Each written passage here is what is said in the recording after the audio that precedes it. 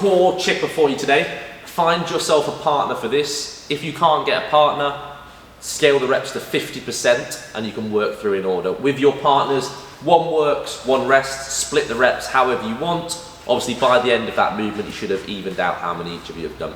First one is going to be a toe touch sit-up or crunch. So like Jack's doing now, back starts on the floor, feet are roughly in L position with your legs, a little bit of a bend in your knee if you can. If you can't quite reach your toes, don't worry too much about it. You want to be crunching up as high as you can. Next movement is going to be a heel touch rotation. So with a slight crunch, head should be off the floor, shoulders should be off the floor. You're going to rotate sideways and alternate between touching either heel. For this, don't lean back and just twist from the side. Make sure you are crunched into a position, the same as if you were kind of trying to maintain that hollow position. Next movement's a normal sit-up. So again, feet can be together on the inside, or you can have feet flat and touch the outside, like so. Last movement is going to be a side plank pulse. So forearm on the floor in your side plank.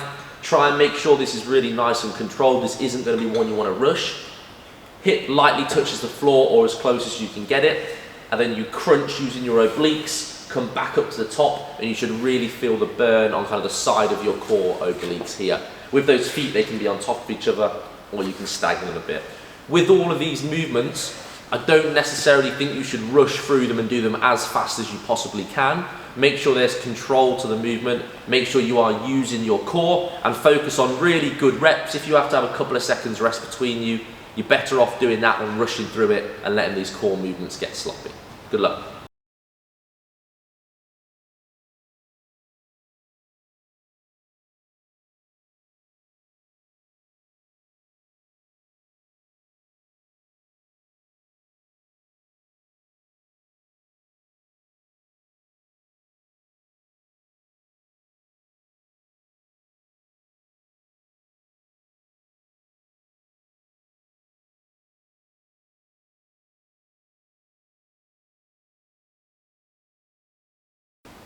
So, a little bit of a chipper, hundreds chipper for you to work through. In your partners, you are going to be doing 100 strict press, so 100 dumbbell strict press. Again, I always say probably start with your weaker arm. You can alternate, break and swap with your partner whenever you want. Obviously one of you is resting whilst one of you is working. Every 2 minutes throughout this chipper, you're going to stop and you're going to do 10 synchronized goblet squats. So both of us at the same time, squatting down, standing up. Like so, 10 reps, make sure you're synchronized.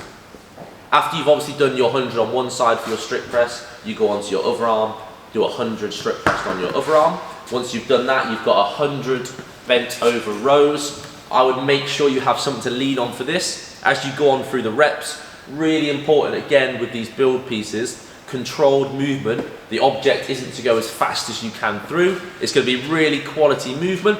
Try and go till you're almost at failure, a few reps off failure, partner goes and hopefully have a little bit of recovery. Try and keep these, I would say, to maybe at least 5 to 10 reps each time. If you can do a little bit more, that's perfect. If you're dropping to 5 and below early, you maybe should reduce the reps a little bit, or if you have got an alternative weight, go for that.